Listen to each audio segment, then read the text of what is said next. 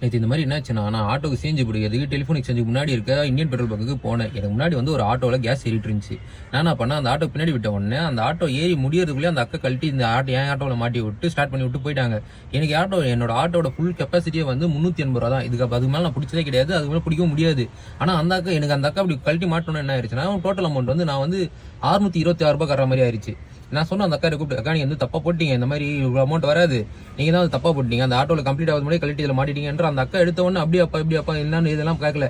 அப்படிலாம் முடியாது, நான் தப்பா போல, என்ன நான் தப்பா போடுறேன்னு சொல்றேன். ஒழுங்கா நீ காசு கொடுத்து தான் ஆட்டோ எடுக்கணும், அவன் மட்டும் காசு மட்டும் கொடுக்காம நீங்க போகவே முடியாது, அது பண்ண முடியாது, இது பண்ண முடியாது, போய் ஆட்டோ வாங்க நிறுத்தி நான் சாவியை கொடு அப்படி இப்படிலாம் பேசினோடனே எனக்கு செம்ம கடுப்பாயிருச்சு. இவ்வளவு மரியாதை குறைவா பேசுற அளவுக்கு நான் என்ன பண்ணிட்டேன், நான் என்னக்கா இப்படி பேசுறேன், நான் என்னக்கா பண்ணேன், இந்த மாதிரி நீ தான் தப்பா பண்ற சொல்றேன். அந்த அக்கா ஒத்துக்க மாட்டுது. அதுக்கப்புறம் நான் வந்து இந்த மாதிரி பேசிட்டே இருக்கிறப்ப அங்க வேலை செய்யற ஒரு 4 அக்காங்க வந்தாங்க. அவங்க கிட்ட நான் புரிய வைக்க ட்ரை பண்றேன், அவங்க ஒருத்தர் கூட புரிஞ்சுக்கல. இந்த மாதிரி தம்பி இதெல்லாம் அப்படி ஒன்றும் கிடையாது, நீ என்ன அப்படிதான் சொல்ற அப்படிலாம் கிடையாது, இந்த மாதிரி தான் அமௌண்ட் அவ்வளவுதான் இவ்வளவுதான் சொல்லிட்டு ஒருத்தர் கூட புரிஞ்சுக்கல. நான் போயிட்டு ஆஃபீஸ் ரூம்ல இருக்க ஏஜென்சி கால் பண்ண, மேனேஜருக்கு கால் பண்ண, அங்க டோல் ஃப்ரீ கூட கால் பண்ண, எல்லாமே அவுட் ஆஃப் சர்வீஸ். அதுக்கப்புறம் ஒருத்தர் வந்தார், அங்க ஆஃபீஸ்ல வேலை செய்யறவர்.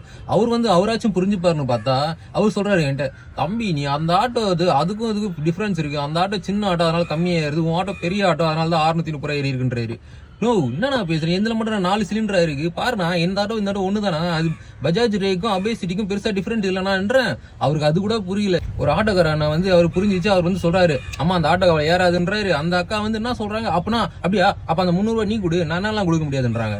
ஒரு 30-40 ஆட்டோக்காரங்க வந்து ஆட்டோக்காரங்களுக்கு சொல்ற, அவங்க அக்செப்ட் பண்ணிக்கிறாங்க, புரிஞ்சுக்கிறாங்க. ஆனா இவங்க வேலை செய்யறவங்க யாருமே புரிஞ்சுக்க மாட்டாங்க. பக்கத்திலேயே காருக்கு பிரச்சனை. இந்த மாதிரி ஒரு அண்ணா வந்து காருக்கு வந்து கேஸ் பிடிக்க வந்திருக்காரு. அவர் போடுறப்பே சொல்லியிருக்காரு, இந்த பாருமா லீக் ஆகுதுன்னு. அந்த அக்கா வந்து லீக் ஆகிறத கூட கண்டுக்காம போய் ஆன் பண்ணி விட்டாங்க. லீக்கேஜ் ஆகுதுன்னு அந்த அண்ணா சொல்லியும் அந்த அக்கா இஷ்டத்துக்கு போட்டு விட்டு போன உடனே 600 ரூபாய் கிடைச்சு. என்னன்றாரு, நான் தான் உன்ட்ட சொல்றேன் லீக்கேஜ் ஆகுது, நீ ஏன் போடுறேன்னு சொல்லிட்டு அங்க ஒரு பஞ்சாயத்து போயிட்டு இருக்கு. நான் அப்படி கிட்ட போறேன், அந்த அக்கா என்ன அவர் அடிக்கவே போயிருச்சு கிட்டத்தட்ட.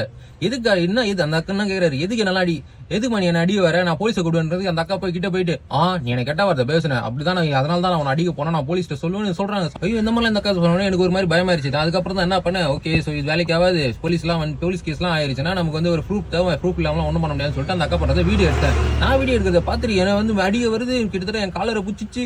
இந்த இது போனு 1.5 லட்ச ரூபா போனை பிடிங்கி தூக்கி போட்டுச்சு. எனக்கு தூக்கி போட்டதுக்கு அப்புறம் செம்ம கோவம் வந்துச்சு. நான் போயிட்டு திட்டி விட்டேன். அதுக்கப்புறமா ஒரு அண்ணா வந்து ஏற்கனவே வேலை செய்யற அண்ணா வந்து கரெக்டா எக்ஸ்பிளைன் பண்ணாரு, இந்த மாதிரி இந்த ஆட்டோக்கு இவ்வளவு அமௌண்ட்லாம் ஏறாது, நீ தான் தப்பா போட்டு, அதுக்கப்புறம் பிரச்சனை ஆச்சுன்னா நீ தான் பாத்துக்கணும் தம்பி, நீ வந்து என்ன பண்ணி இந்த அமௌண்ட் வந்து 280 rupees வந்து மைனஸ் பண்ணிட்டு பேலன்ஸ் போட்டு விட்டு போப்பானாரு. நான் அதுக்கப்புறம் போட்டு விட்டு வந்துட்டேன். நான் போட்டு விட்டு வர வரைக்கும் அந்த அக்கா என்ன திட்டினே தான் இருந்துச்சு. ஒரு சாரின்னு கேட்டு இருந்தா அந்த பிரச்சனை அங்கேயே முடிஞ்சிருக்கும்.